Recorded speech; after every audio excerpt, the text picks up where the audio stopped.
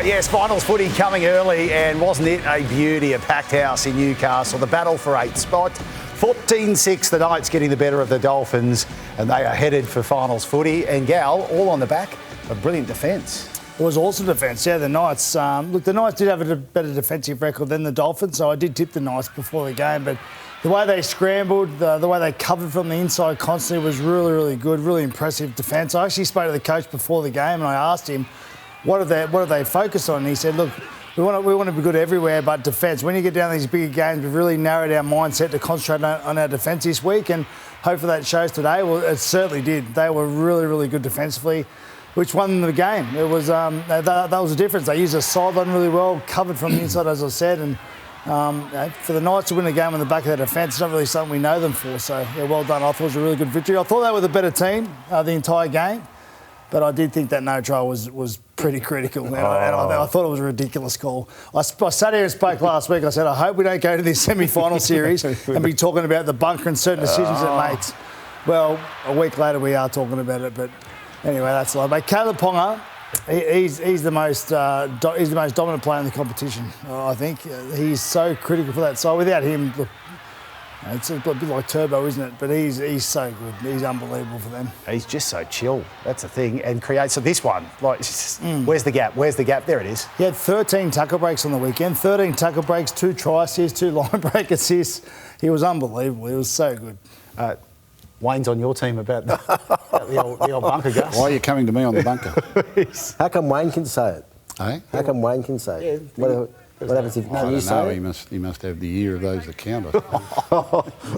I don't mind Wayne saying it. Look, the decision was wrong. The decision shows little or no understanding. The referees and the bunker's description of plays and penalties like this and different things is in complete opposite to how coaches and footballers and fans view the game. And that's where it gets very, very frustrating. That is just a wrong call. That is a bad call.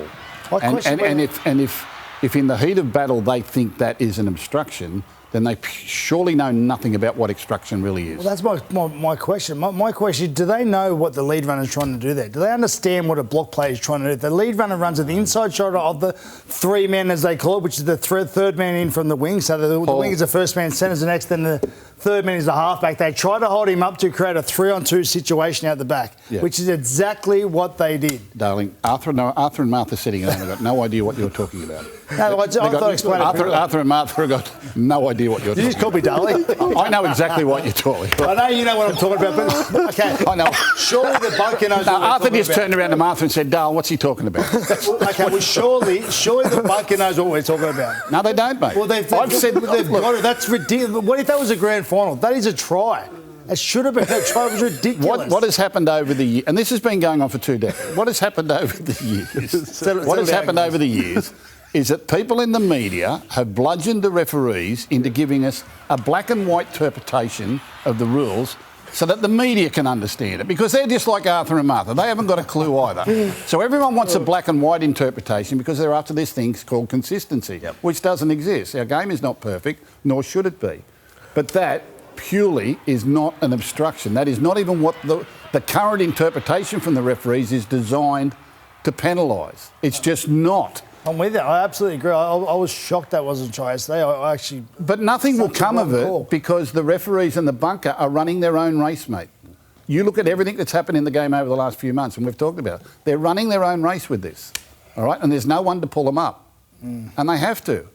Yeah, what I did love about the game, though, if you look at the weekend's rounds, of all the games played, other than the spoon bowl, when they were playing off for the wooden spoon, do you lose the wooden spoon or win the wooden spoon? What do you do there? Win it. You want to lose it. So if you lose, you win the wooden spoon. Correct. And if you win, you lose the wooden spoon. Yes, that's okay, right. so anyway, Tigers were wooden spooners. But the only game in the top 8 that really meant loser leaves the country was that game yesterday, and all of a sudden we got that semi-final type feel, 14-6, knock down, drag them out. And I think as the games get more desperate and loser leaves the country is the award for the day, we'll see more games get like that if the referees let it happen, if the referees get out of the way, keep their whistle in their pocket. Please. I can't think there's any guarantee of that, I've got to be honest, but that's just how it is.